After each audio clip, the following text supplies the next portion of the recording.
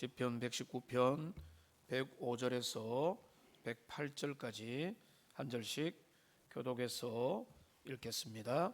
주의 말씀은 내 발의 등이요 내 길의 빛이니이다.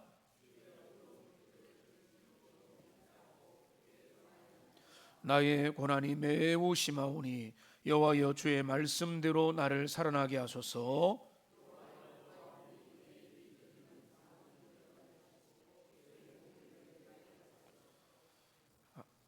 나의 생명을 항상 위기에 있사오나 나는 주의 법을 잊지 아니하나이다.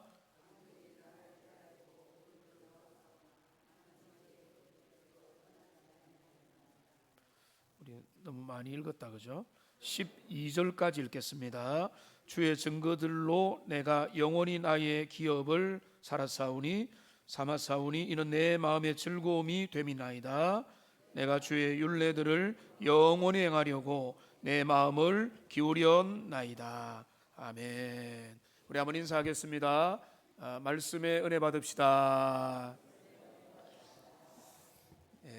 많이 읽었지만은 이제 오늘 말씀의 제목대로 인생의 밤을 지나는 법, 제목이 아주 우리에게 다가오죠. 어두운 밤을 어떻게 지날 것이냐라고 하는 제목으로 말씀을 전할 건데, 많이 읽었지만은 일부러 읽을 필요가 있었습니다. 왜냐하면 그 시편 119편이 성경에서 제일 긴 장인데, 이 장에 히브리어 알파벳 순으로 각 연들이 배치가 되어 있고, 오늘 우리가 읽은 112절까지가 히브리어 눈에 해당되는 그 전체 연입니다.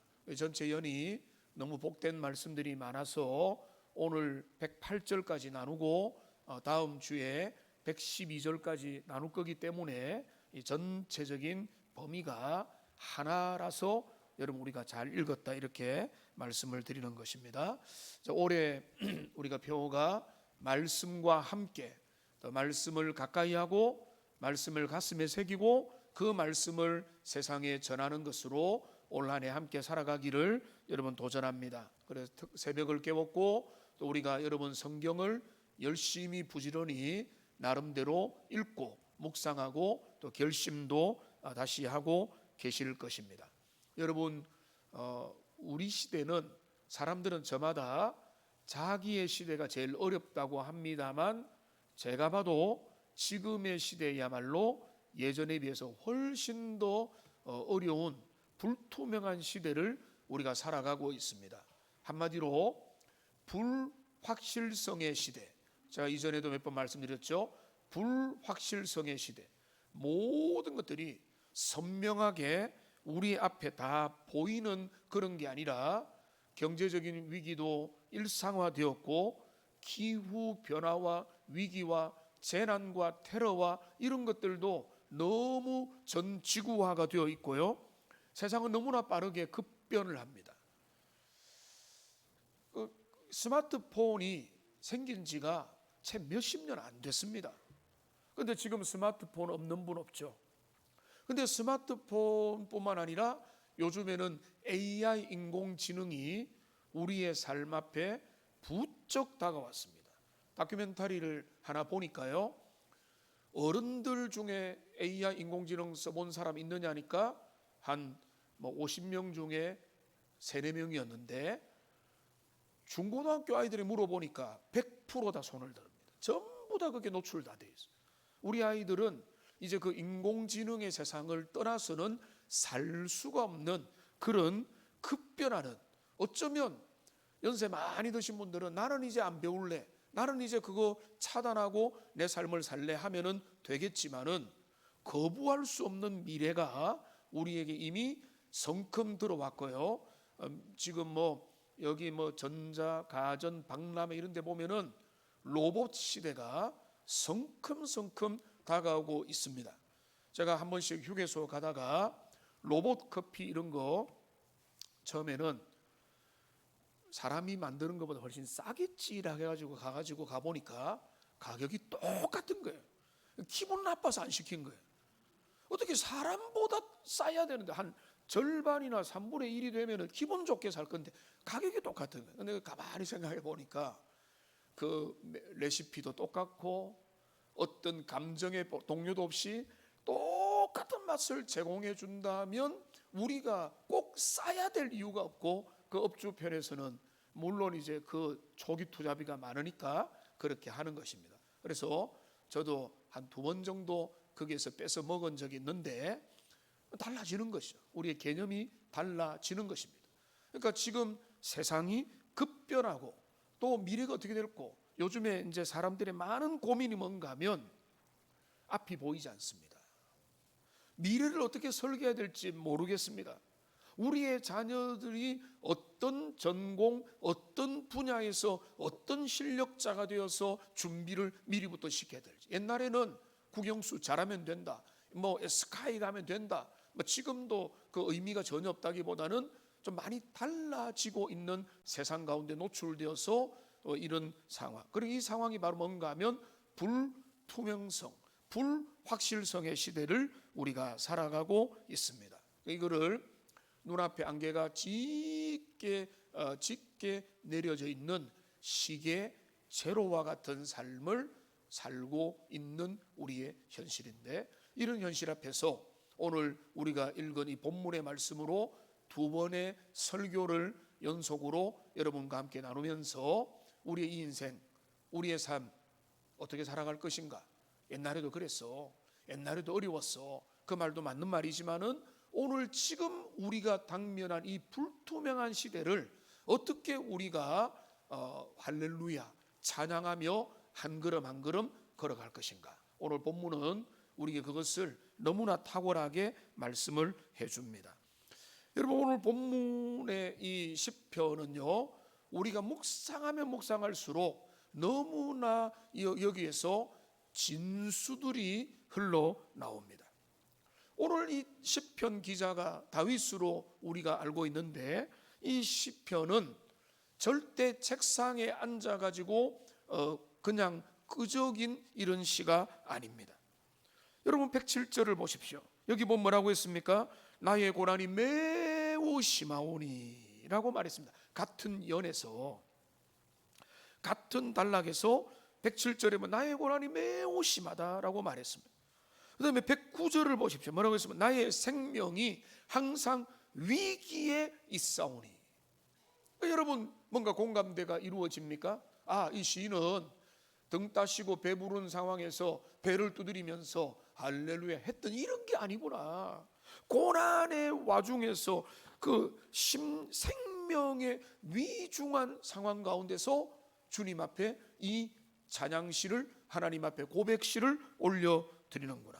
그러니까 오늘 우리는요 108절까지의 이 짧은 내용을 통해서 우리의 깜깜한 어둠의 길을 걸어가는 4가지 중요한 영적인 원리들을 간단하게 나누기를 원합니다. 먼저 첫째는 뭔가 하면, 제가 최근에 몇 번 자주 말씀을 드린 것 같은데, 하나님의 인도하심은 지도가 아니라 등불이다라고 하는 것입니다. 한번 따라합시다. 하나님의 인도하심은 지도가 아니라 등불입니다. 여러분 너무나 유명한 말씀, 오늘 105절 말씀 다시 한번 같이 한번 읽어 같이 시편 119편 105절 말씀 같이 한번 읽어보겠습니다. 주의 말씀은 내 발의 등이요 내 길의 빛이니이다. 여러분 이 말씀이야말로 아마 가장 사랑하는 말씀 탑10에 반드시 들어가는 그런 말씀일 것입니다. 주일학교 아이들 이 말씀 암송을 할 중요한 말씀입니다. 주의 말씀은 내 발의 등이요 내 길의 빛이니이다.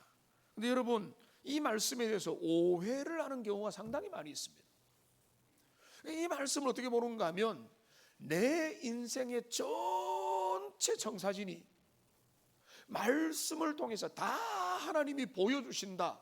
마치 야구장이나 축구장에 가면은 이 야간 경기도 하면 어떻게 됩니까? 서치라이트가, 헤드라이트가 쫙 엄청나게 비춰가지고 주변이 환해지는 것처럼 우리의 인생의 모든 길들도 끝까지 쫙 비춰준다, 이렇게 생각을 하는 경우가 있습니다만, 그러니까 어떻게 되는가 하면, 하나님이 잘 믿으면, 하나님이 우리에게 은혜 주시면은 10년 후, 20년 후 우리 인생의 모든 길들의 설계도를 주님이 다 보여주실 것이다.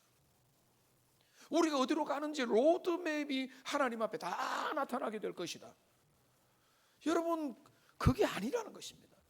오늘 본문에 보면은 여기 등장하는 내 발의 빛이요, 내 발의 등이요, 내 발의 등이요, 내 길의 빛이니다. 여기 등이라고 하는, 램프라고 하는 단어가 등장을 합니다. 여러분, 우리나라도 마찬가지, 호롱불 이런 것도 마찬가지지만은 고대 이스라엘에서 등불은요, 오늘날보다 훨씬 더 성능이 약했습니다. 그런데 이 등불은 어느 정도 그래도 우리에게 효력이 있는가 하면 내 발 앞을 비추는 거죠. 울퉁불퉁하거나 왼쪽에 절벽이 있거나 뭐 옆에 뭐 어떤 가시덤불이 있거나 있는 그런 상황에도 이 등불은 아주 유용하죠. 근데 이 등불이 도대체 몇 미터를 비추어 주는 겁니까? 강력한 좋은 기름을 쓰는 등불이라고 해봐야 한 3m, 5m 이렇게 비춰주는 거죠. 어떤 설교자는 뭐라고 했는가 하면, 자동차를 요즘에 운동하고 자동차의 헤드라이트는 50m 정도밖에 비추지 않지만 그 차를 타고 캘리포니아에서 뉴욕까지 운전하는데 아무런 문제가 없다, 이렇게 말을 했어요. 여러분, 우리의 인생길에서 모든 길들을 다 보고 가려고 하는 것이 우리의 욕심입니다. 그래서 여기 유명한 찰스 브리지스라고 하는 이 주석가는 이 본문에 대해서 이렇게 설명을 하는데요, 이렇게 말합니다. 하나님의 말씀은 태양처럼 온 세상을 한꺼번에 비추는 것이 아니라 어두운 밤길을 가는 나그네의 발을 비추는 등불이다. 그것은 우리가 가야 할 먼 목적지를 다 보여주지는 않지만 지금 당장 내디뎌야 할 안전한 한 걸음을 우리에게 보여준다. 그러니까 여러분, 내 발의 등이요라고 하는 말씀은 정확하게 그런 의미가 있다는 것입니다. 인생 전체의 지도가 우리에게 쫙 그려져서 그 모든 지도를 다 보면 좋지만은 주님의 말씀은 뭔가 하면 한 걸음 한 걸음 우리의 삶을 인도해 주신다는 것입니다. 여러분, 왜 그럴까요? 여러분, 왜 그렇게 하나님은 감질만 나게 모든 것을 보여주지 않을까요? 우리 같은 타락한 인생이 모든 것을 다 가졌으면 어떻게 할까요? 하나님 의지하지 않겠죠. 내 마음과 내 열정과 내 요량을 가지고 이 설계도를 지고는 나는 내 인생 살아가려고 애를 쓸 겁니다. 교만입니다. 의지하지 않습니다. 기도하지 않습니다. 하나님의 말씀의 인도를 받지 않는 것입니다. 하나님은 섭리의 조치로 우리의 삶을, 미래를 불투명하게 만들어 놓으신 겁니다. 우리가 잴 수가 없고 헤아릴 수가 없게 만들어서 우리가 그 모든 삶에서, 근데 하나님 뭔가 하면 내 발 앞에 등불로 말씀을 주셨다는 것입니다. 그 등불은 다르죠. 등불은 뭔가 하면 계속 들고 켜서 발 앞을 비춰야 됩니다. 등불을 내 발 아프니까 이제 안 비친다 하면은 가다가 넘어지고 쓰러지고 옆으로 막 이렇게 위태한 길로 나가게 되는 것입니다. 그러니까 하나님이 우리에게 전부를 주시지 않고 하나님의 말씀을 주면서 그 말씀을 너는 너의 영적 지도로 삼고 매 순간 걸어가라. 우리 주님이 그렇게 말씀을 하셨기 때문에 여러분들, 우리가 말씀을 매 순간 날마다 매번 날마다 주님의 말씀과 동행하는 그런 하나님의 말씀을 따라 내 발 앞을 비추는 등불을 비춤을 받으면서 인도를 받으면 영원한 시온송에 도착하게 될 줄로 믿습니다. 그러니까 우리가 끝까지 다 보이니까 간다라고, 그리고 안 가니까 불안하다, 이게 아니라 우리는 한 걸음 한 걸음, 한 걸음 한 걸음 주 예수와 함께 날마다 우리는 걷겠네. 여러분, 이게 바로 신자의 삶이고, 이거를 잘하는 사람이 믿음을 승리하는 사람이란 것입니다. 너무 화려한 거, 대단한 거, 위대한 거, 10년 후, 20년 후 너의 미래를 다 보여줄게, 그러면 오히려 거절하세요. 그 사람과 관계를 끊으세요. 그 사람은 이상한 사람일 확률이 많습니다.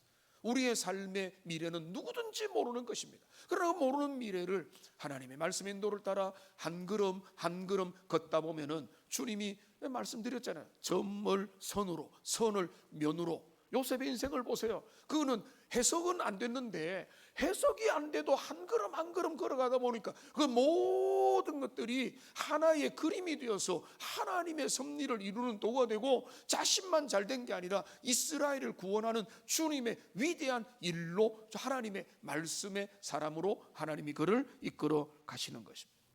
여러분, 도전합니다. 내일 일은 모르죠. 우리의 삶은 불투명하죠. 안개와 같습니다. 어렵습니다. 너무나 짙은 안개가 있어서 우리가 미래는 어떻게 될까 모릅니다. 그런데 여러분 보십시오. 지금까지 삶을 보십시오. 이제까지 여러분 어떻게 살아왔습니까? 여러분 배고팠습니까? 여러분들 굶주렸습니까? 하나님이 여러분을 입혀주시고 먹여주시고 우리의 삶에 어려움 없도록 이런저런 모든 방법으로 인도해 주신 것을 믿음으로 신뢰하면서, 우리 하나님께서 우리의 모든 남은 인생도 반드시 걸어가신다는 것을 믿음으로 확신하면서, 다만 그런데 그냥 멋대로 무턱대고 그냥 배짱으로 가는 게 아니라, 다만 매 순간에 주님의 말씀의 그 등불의 인도를 받아서 순간순간 걸어가는 하나님의 백성이 되겠다고 올 한해 특별히 다짐하고 결단하며 순종하며 나아가는 하나님의 백성들이 되시기를 주님의 이름으로 축원합니다. 여러분, 이 고백이 지금 다윗의 고백이고 신자의 고백인데요, 이 고백을 가진 자가 여기 이제 106절에서 거룩한 결단을 합니다. 그가 이 말씀의 빛을 따라 걸어가겠다고 하는 그 백성이니까, 그럼 106절에서 이렇게 결단을 하는데요, 106절을 같이 한번 읽어보겠습니다. 주의 의로운 규례들을 지키시고 맹세하고 굳게 정하였나이다. 여기로 보면은 주의 말씀을 붙들고 연구하고 준행하고 그 말씀을 가르치기로 맹세하고 굳게 정하였다는 것입니다.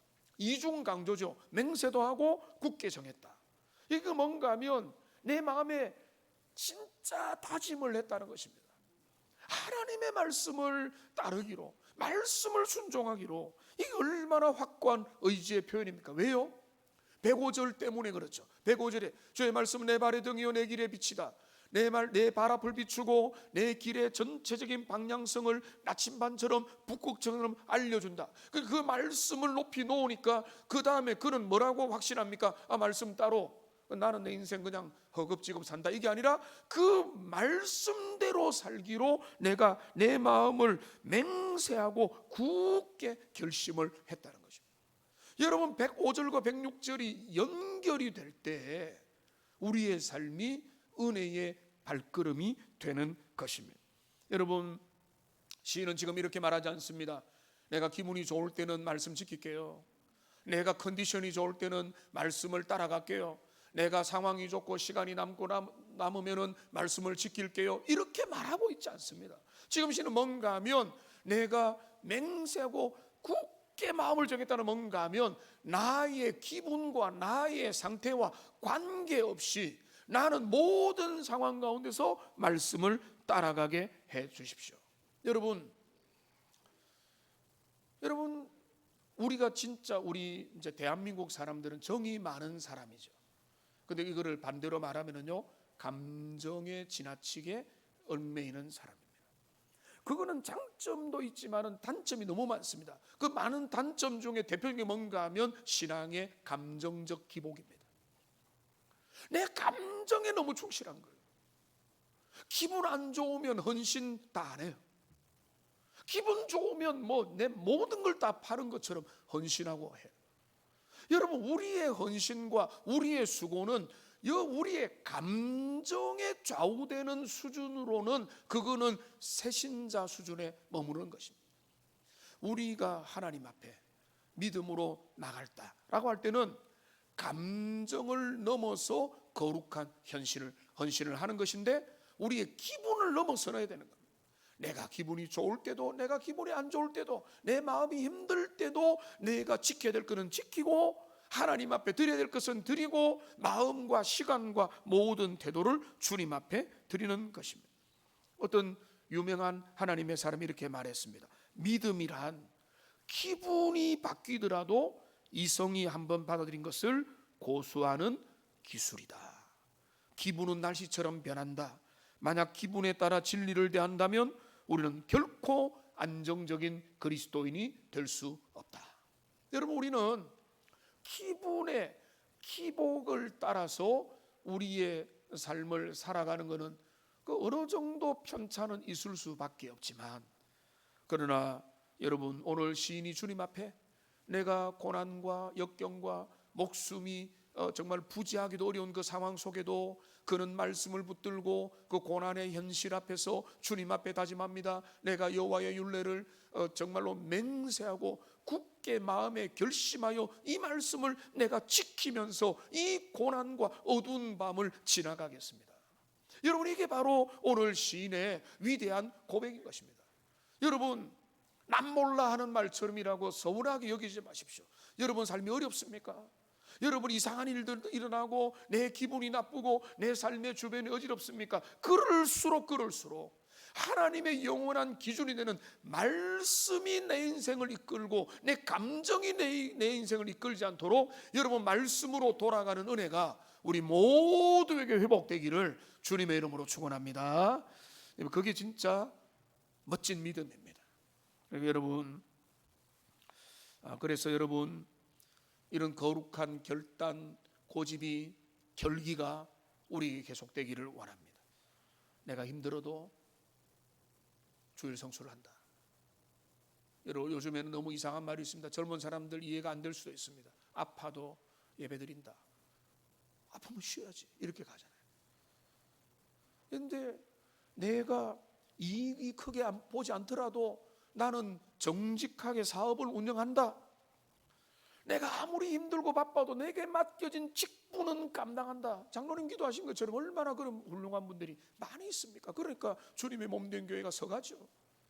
그러니까 우리에게는 주님 앞에 받은 직분과 사명과 우리의 어떤 몫에 대하여 내 기본에 따라 좋으면은 막 하고 아니면은 그냥 뭐 내팽개치고 남모르라 이게 아니라 교사로 섬기든 찬양대로 섬기든 어떤 일을 섬기든 내가 가정이든 일터든 어디에서든지 내게 주어진 그 역할 그거를 내가 감당하겠습니다. 말씀을 따라 살아가겠습니다. 그렇게 다짐하고 결심하고 기분을 감정을 넘어서서 말씀의 원리를 따라 내 삶을 드리기로 결단하는 그 은혜가 우리 모두에게 회복되기를 소망합니다. 여러분 제가 최근에 많이 인용하는데 에드워즈의 70가지 결심문 중에서 제일 유명한 결심문 중에 하나는 이것입니다. 그래 이렇게 결심합니다. 나는 매 순간 하나님께 최고의 영광이 되고 내 영혼의 최선의 유익이 되는 일이라면 아무리 힘들고 어려워도 반드시 행하기로 결단한다. 이게 에드워드가 젊은 날에 그 앞에 놓고 계속해서 주목하고 묵상하면서 따르기로 결심했다. 주님의 영광을 위하여 그 영광에 맞는 말씀의 가치를 따라 내 삶을 드리기로 매 순간 선택하는 것, 이게 중요한 것입니다. 여러분 올 한해 우리가 공동체 서약도 했고 개인적으로 결단도 했겠지만은 여러분 하나님 앞에 뜻을 정하고 결심을 하고 거룩한 다짐을 하고 그거를 실천하십시오. 여러분 도전합니다. 어쩔 수 없는 사람은 그냥 뭐 어쩔 수 없지만은 여러분 도망가지 마세요. 중도 포기하지 마세요. 여러분 직분과 사명과 이거 함부로 내려놓지 마세요. 내가 너무 힘들어요. 힘들어도 감당해야죠. 그게 주님이 감당하셨던 거잖아요. 그러니까 여러분들 교사들 중도에 너무 힘들어서 안 되겠습니다. 그런 거 하지 마세요. 여러분, 주님 앞에서 끝까지 섬기고 충성하면서 주님 앞에서 자신의 길을 걸어가는 것입니다. 부모의 사명, 자녀가 속상하고 말 안 들으면 사명 포기합니까? 안 하잖아요. 왜 안 합니까? 그 자녀를 하나님 내게 맡겨주셨기 때문에 감당하고 기도하고 내려놓고 간구하고 울부짖고 그러다 보면 또 하나님이 은혜 주시고 변화시키고, 그게 부모의 사명이듯이 우리의 믿음의 인생길을 걸어가는 것도 그와 같아야 된다는 말씀입니다. 그런데 여러분, 세 번째, 이 말씀은 뭔가 하면 고난 속에 발휘하는 엄청난 능력의 말씀입니다. 말씀의 생명력을 지금 시인은 주목하고 있습니다.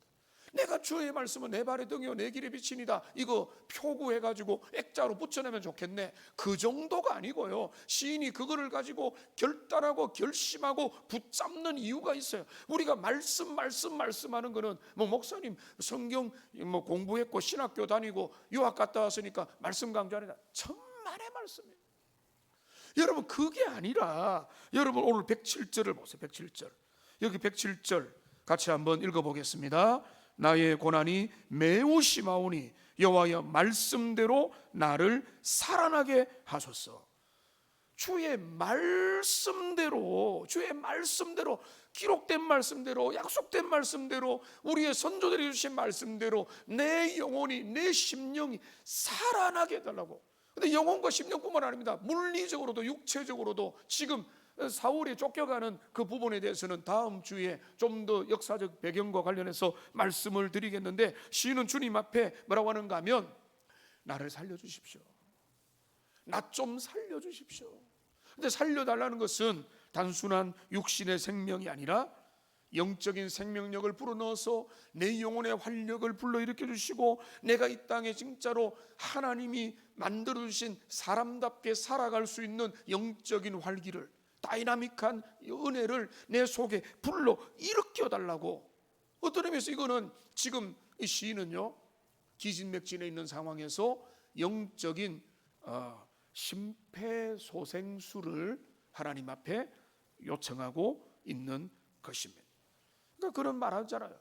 나의 고난이 매우 심한. 여러분, 남들은 사정 몰라도 오늘 다윗이 말하는 이 고백은 진짜잖아요. 고난이 매우 심하다, 매우 심한 고난을 지금 받고 있는 중에서 그는 도망가지 않습니다.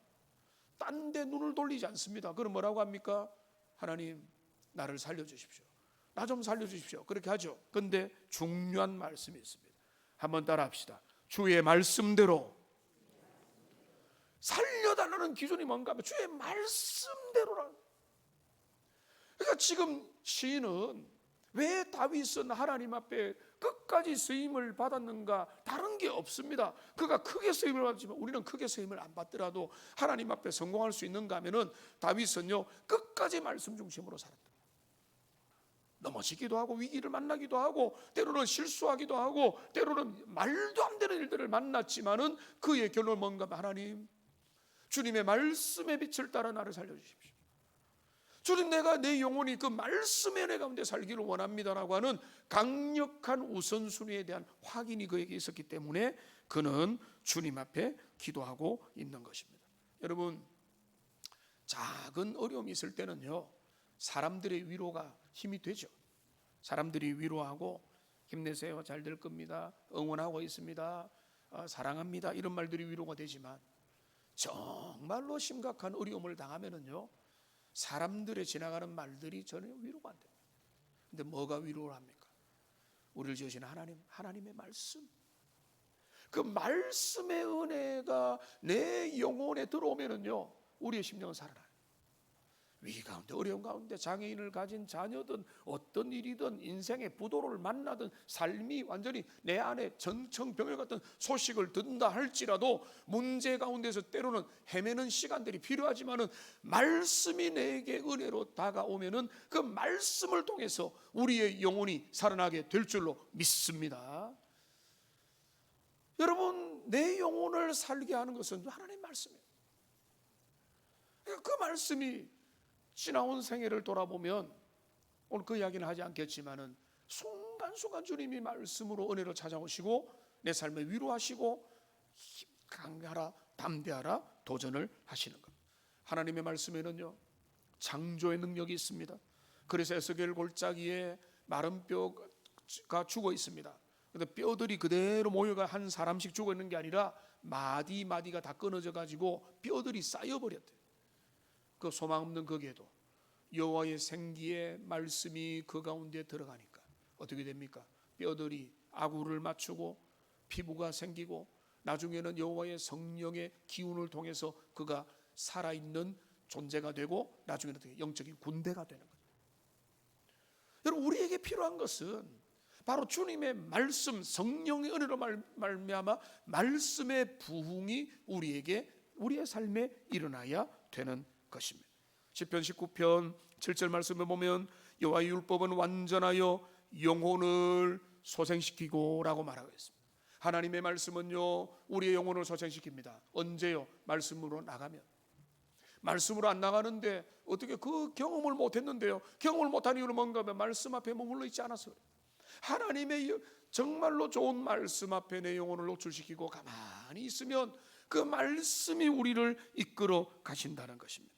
여러분 너무 힘듭니까? 힘들면 말씀 펴놓고 그 앞에서 엎드려서 주님의 은혜를 구하십시오. 하나님 나 살려주십시오 하면은 은혜 주십니다. 믿고 그대로 해보세요. 다른 거 하지 말고 하나님의 말씀 앞에서 내 삶의 문제를 풀겠다. 내 인생의 문제, 보이지 않는 문제, 자녀 문제도 주님 말씀으로 응답해 달라고 그렇게 주님 앞에 간구하고 나아갈 때 하나님은 우리에게 이 말씀을 통해서 내 발에 빛을 비추어 주실 줄 믿습니다. 저는 여러분에게 설교도 주신다고 말씀드리는 게 아니에요. 여러분에게 인생에 이제부터 죽을 때까지 모든 로드맵들을 다 알려주신다. 그럴 수도 있습니다만 그런 일은 거의 없어요. 한 걸음 한 걸음 우리의 걸음에 인도를 주시고 마음에 희망을 주시고 주님의 은혜를 주시고 그래서 그 길을 따라갈 수 있도록 하신다는 것입니다. 그래서 여러분 하나님의 말씀에 가까이 가는데 여러분 이 두 번째 보면은 뭔가 가까이뿐만 아니라 뭡니까? 말씀을 가슴에 마음에 여러분 머리에 있는 지식이 가슴에까지 오는데 얼마나 거리가 멀다고 합니까? 이거는요 지식이 가슴에까지 오는데도 멀지만 이게 영혼을 관통시키려면 오직 성령의 은혜가 아니고는 불가능합니다. 그러니까 우리가 옆에 있는 사랑하는 사람들이 말씀의 은혜를 모르면 너무 답답하죠. 그런데 답답해도 해줄 수 있습니까? 500만 원 주면은 해결됩니까? 안 되는 거거든요. 그러니까 주님의 은혜가 그 영혼을 살려야 되는데 그런 은혜가 있어야 되는 거예요. 지금 고난의 길을, 어두운 길을, 깜깜한 칠흑 같은 어둠의 길을 걸어가는 다윗이 놀랍잖아요. 그 위기와 어려움의 상황 가운데서 다윗은요 주님 주의 말씀대로 나를 살려주십시오. 나는 편법, 위법, 나의 요령으로 이 길을 통과하지 원하지 않습니다. 하나님이 이끄시는 대로 주님의 말씀대로 나는 오직 주님만 바라봅니다. 이게 시인의 고백인 것입니다. 마지막 네 번째 우리가 묵상할 거는요 그 선순환인데요 그렇게 105절, 106절, 107절을 따라가니까 108절이 나오는 것입니다. 자 108절 같이 한번 읽어보겠습니다. 여호와여 구하오니 내 입이 드리는 자원 제물을 받으시고 주의 공의를 내게 가르치소서. 그 말씀을 따라 영혼이 살아난 자는 자원하는 예배자가 되어서 그 소생한 영혼은 하나님 앞에 이렇게 반응을 하게 된다는 것입니다. 여기서 중요한 건 뭔가 하면 내 입이 드리는 자원 제물입니다. 여기서 중요한 것은 자원하는 제물입니다. 여러분 우리가 주의 일을 할 때 강권을 하는 경우도 있지만은 왜 자꾸 자원을 원하는가 하면 그게 주님이 우리에게 원하는 방식이거든요. 주님은 나에게 억지로 다리 몽둥이를 부드린 적이 없었어요. 부드럽게 파이르고 말씀으로 알려주시고 이 길이 좋은 길이다 깨닫게 하시고, 물론 좋은 선배와 좋은 말씀의 사역자와 좋은 책들과 좋은 교회를 통해서 그런 것들의 깨달음을 하나님이 주시지만은 그 인도를 따라서 내가 자원해서 순복하는 거로, 여러분 억지로 시키면 벌벌 떨면서 하는 것이지만 자원해서 드리는 거야말로 최고잖아요, 최고. 그러니까 오늘 지금 시인은 뭔가 하면 내 입이 드리는 자원 제물을 받아 주시고 라고 말하고 있습니다. 그러니까 이 구약 이스라엘 제사에서 보면은 의무적으로 드리는 예배가 있습니다. 내가 오늘 컨디션이 너무 안 좋으면 주일 예배 빠집니까? 그거 아니잖아요. 우리는 주님 앞에 그냥 드리는 거잖아요. 그런데 더 좋은 건 뭔가 하면 그 예배만 있는 게 아니라 너무 감사해서 자발적으로 드리는 자원 예물이죠. 감사 헌금 이런 거잖아요. 시킨 게 아니잖아요. 너 어떨 때는 무조건 해라 이게 아니잖아. 하나님 앞에 너무 감사해서 내 인생을 한번 페이지를 좀 이게 한번 다시 다음 페이지로 넘어가면서 감사하고, 직분을 받은 거 감사해서 최선으로 예물 드리고, 다 자원하는 거잖아요. 자원을 강조하는 것이죠. 저도 자원하라고. 그런데 어느 정도 때로는 바운더리도 정해지고 원리도 설명을 합니다만, 기본적으로 우리는 하나님 앞에 꾸준하게 섬겨야 되는 의무도 있지만은 자원하여 주님 앞에 드리는 것이 있는 것입니다. 이거를 한번 화면을 한번 보고 연결을 한번 시켜봅시다. 여기 중요한 건 뭔가 하면 105절에서 하나님의 말씀에 인도를 받았어요. 주의 말씀은 내 발의 등이요 내 길의 빛이니다는 거룩한 선언을 하고 등불의 인도를 받고, 인도받는 것이 너무나 중요하다고 그는 깨닫고 난 다음에 그는 106절에서 나는 말씀을 지키고 따르고 순종하는 삶을 헌신하기로, 그 말씀을 따라 살기로 결단하고 그 마음에 굳게 정한 것입니다. 자, 그러면서 굳게 정했는데 그 다음이 정말 어려운 게 뭔가, 많은 사람이 여기에 실패하는 게 3번인데 직접 고난을 만나니까 사람들 엄살 비명 지르며 다 도망가 버리는 거예요. 그런데 이 시인은 그렇게 하는 게 아니라 그 비명의 한가운데서, 칠흑 같은 어두운 가운데서 주님 나 좀 살려주십시오, 말씀하신 대로 나를 살려주십시오라고 말씀이 내 삶에 임하기를 그는 기도하고 있는 것입니다. 그러면서 그는 그 모든 과정을 지나면서 마지막에 어떻게 됩니까? 찬양이 터져나오고 자원 예물을 드리면서 주님 앞에 나갑니다. 내게 감사와 찬양을 받아주십시오. 여러분, 이게 바로 뭔가 하면 하나님의 사람의 믿음의 선순환인 것입니다. 첫 번째가 중요하고요. 그런데 이것이 그걸 살기로 결단하는 우선순위의 다짐이 중요하고, 근데 그 다음에 또 중요한 것은 내 어려움 당했을 때, 위기를 만났을 때, 심한 정말로 사형 선고를 받은 같은 상황 속에서 말씀을 가지고 그 모든 상황을 살아가기로 결단하고 주님 앞에 기도하고 엎드리고 나가면서, 그러면 어떻게 됩니까? 그의 영혼을 주님이 기쁨을 주시고 새 힘을 더하여 주시는 겁니다. 이제 말씀을 맺겠습니다.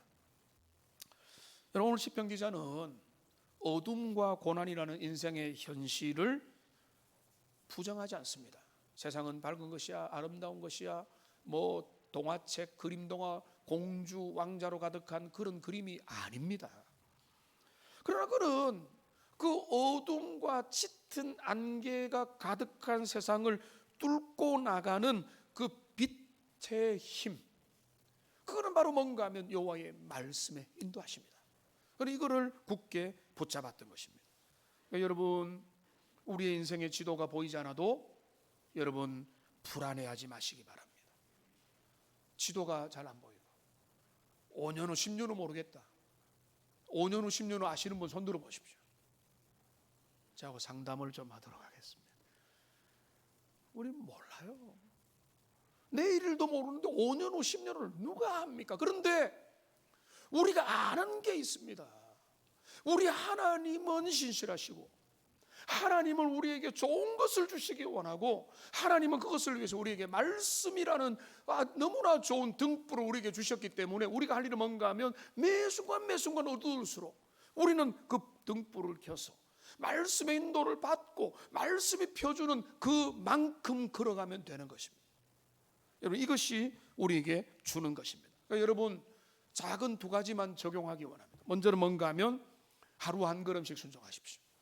여러분, 내가 내일부터 성경 100장을 제발 그렇게 하지 마시고, 내가 나의 소중한 골든 타임에 나의 그 시간을 주님과 동행하는 시간으로 회복하겠다. 어떤 분들 예전에 말씀에 큐티를 나누고 큐티를 하고 주님 앞에 동행했던 아름다운 달콤했던 기억들, 그 기억으로만 지금 내 삶에 그것이 회복될 수 있게 해달라고 여러분 매 순간 한 걸음 한 걸음 한 걸음 말씀과 함께하고 그 말씀에 따라 순종을 하시고 그 다음에 거룩한 결단을 하십시오.